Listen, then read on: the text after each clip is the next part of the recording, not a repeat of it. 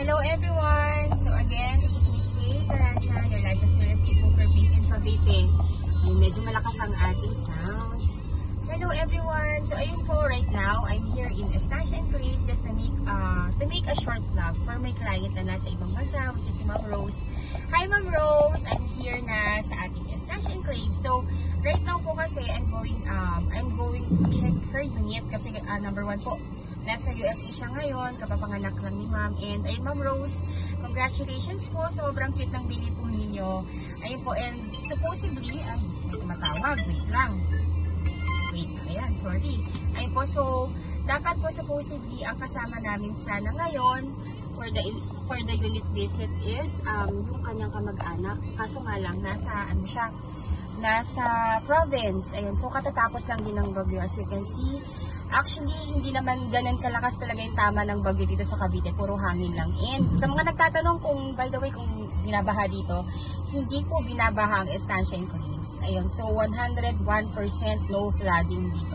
Ayun, so, before further ado, again, if you are new to my channel, please do me a big favor po. Please subscribe and hit the bell button found at the lower right of this video screen. Ayun po, so, pakita mo nga itong yung yan. So, ayan po yung isa nating bagong phase, which is, ito yung phase 1. Ayan. So, as you can see, ito yung model house. Yung sa mga na-treating ko na, ito yung model house. Kung maalala ninyo, di ba sa tabi ng model house, wala pang mga units na yan. Wala pa yung mga yan. Pero, right now, tinan nyo, my God, tapos na siya. Ganun kabilis ang construction namin dito sa Estancia Enclave. So, ayan, pakita mo nga itong kabila. Ayan, so, ito yung lagi nyo napapanood sa vlog ko. So, right now, ayan po, na-turn over na yung mga unit na yan. And, mga nakatira na yung mga nakatira. Ay, mga nakabili. Ayun.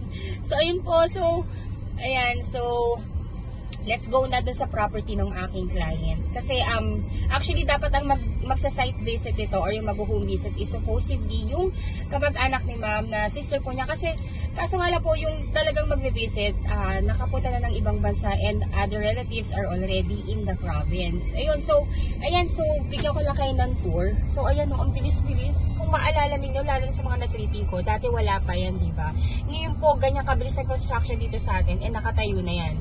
Ayan, so, let's go na para at least makita nyo po yung ating construction update. Grabe, ang galing. Alam niyo, sa totoo lang, wala talaga ako masabi sa developer namin.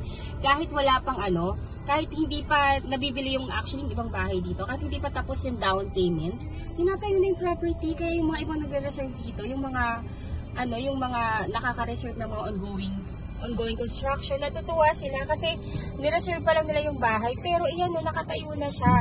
Ayan, so by the way, ito yung gate, pakisumo nga, bebe ko. Ayan. Ay, kasama ko si Ella. By the way, Ella is one of my best agents. So, ayan. Thank you, Ella. Ayan, so, yan po yung, kumbaga, yung gate ng ating phase. Ayan, so, ganyan siya kaganda. So, wait lang, magpa-park lang tayo kasi hindi pa ako makakapasok dyan. Hindi pa makakapasok yung sasakyan natin kasi right now po is ongoing nga yung construction. Then, yung corner lot ng client ko, mamaya, maglalakad lang kami. So, ayun, post ko muna, lalakarin ko lang, magpa-park lang kami, then lalakarin ko lang yung phase. Ayun, yung mismong unit ni client. Thank you po! Hello, I'm back! So, ayun, actually, di kami nakapasok na sa gate talaga kanina yung tinuturo ko kasi eto na pala yung entrance, which is yung new phase. Ayun. Parang na tayo. Hi, ma'am! Opo. Follow lang namin sa Sir Arnel po. Thank you po. Ayun, so, ito na. Ang ganda. Nakakatawa. Super happy. Ayun po.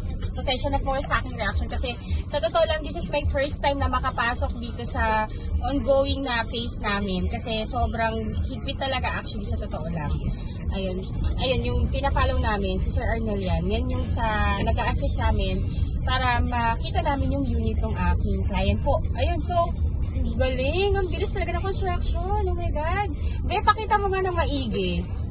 O, diba? Super nice. Ito, yung corner lot na yan, yung yellow. Sa isang client ko na nasa USA din. This one. Ayan. Ayan, just lang, pinapakita ko lang po. Kasi I'm sure napapanood ni Mami Kay yan. Hi, Mami Kay! Ayun po. So, ayun, right now, andito ako sa phase ninyo. Then, mag-go na ako dito sa first phase. So, itong phase din ni Ma'am Rose, actually, nakuha niya dito. Ito yung pinakamalaking corner lot sa phase niya. Ayun, so, I'm really excited to see it. Teka lang, parang malakas yung radyo natin.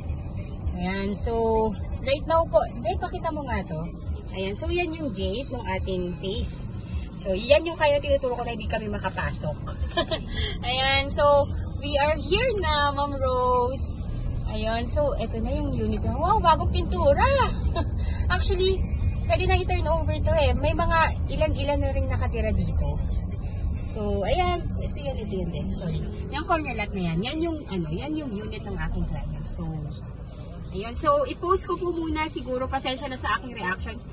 Pero I'm really happy po kasi nga po, yun nga, dahil first time ko talagang nakapasok sa phase na to.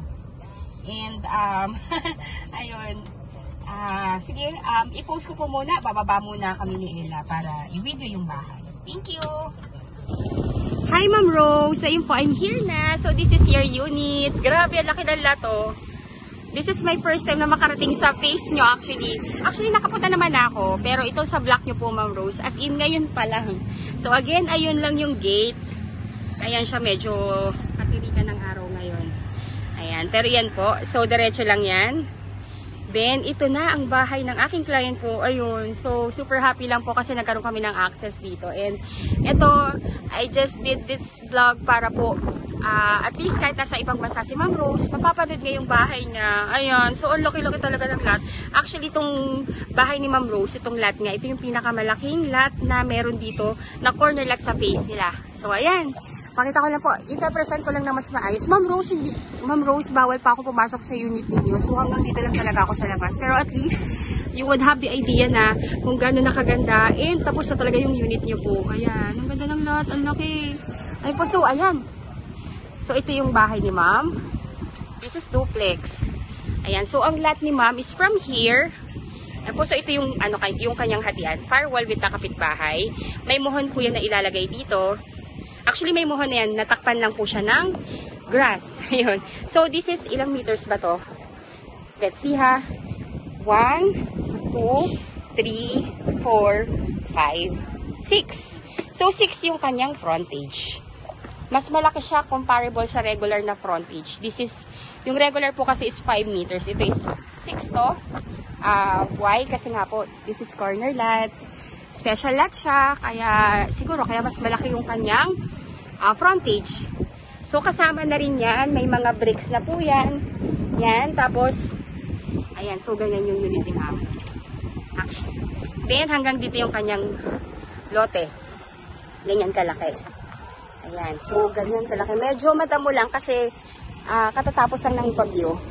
And so this video is recorded this November 11, 2025. So, katatapos lang ng bagyo.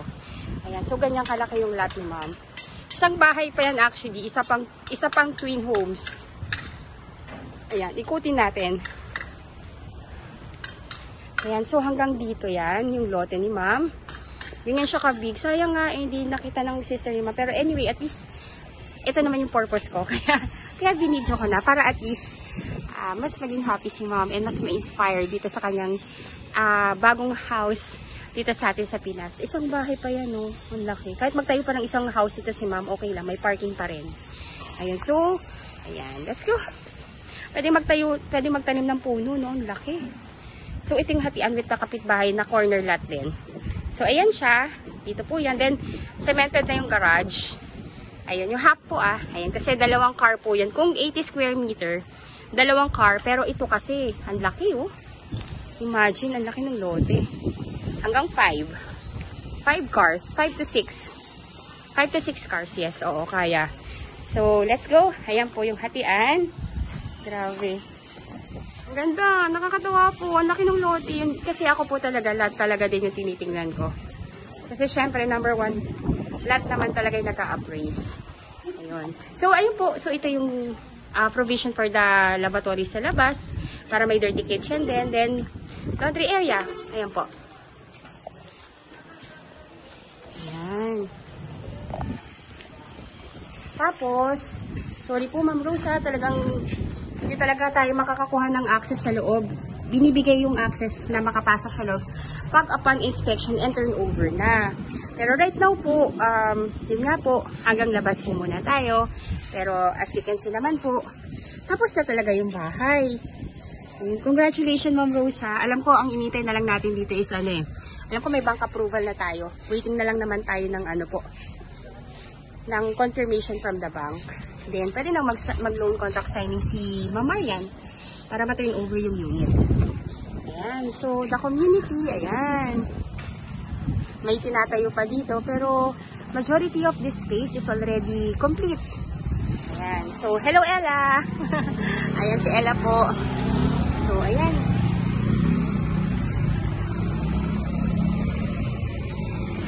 So, bigyan ko kayo ng view ng ating place. Mayroon na daw pong 5 homeowners ngayon dito. So, ayan. Ayun po, Ma'am Rose. Ayun po sa mga ibang client ko po na naiibigan na rin sa Estancia Enclaves. Please let me know. Ongoing pa yung 400,000 discount. Kaya, grab the chance. Kasi po, I'm sure po, karamihan po sa inyo, karamihan po sa inyo dyan, na mga kababayan natin na wala dito sa Pilipinas. I'm sure nagsha-shop na kayo ng, ano po, or nag-check na kayo ng ano, ng mga property na pwede nyo bilhin dito for your family home or investment. Kung napansin nyo po, yung ibang property dito sa amin sa Cavite, pag mga duplex or mga ano po, mga single attached is appraising na siya ng 5 million. Ito po, 3.6 million pa lang ha. This is duplex. By the way po ha, hindi, yung corner lot po hindi po 3.6. Ang 3.6 po is yung inner lot. Kasi ito kay ma'am is 4.7 po ito kung hindi ako nagkakamali. Ayun po, so sa inner lot natin, kung inner lot po yung magugustuhan ninyo, this is only 3.6 million.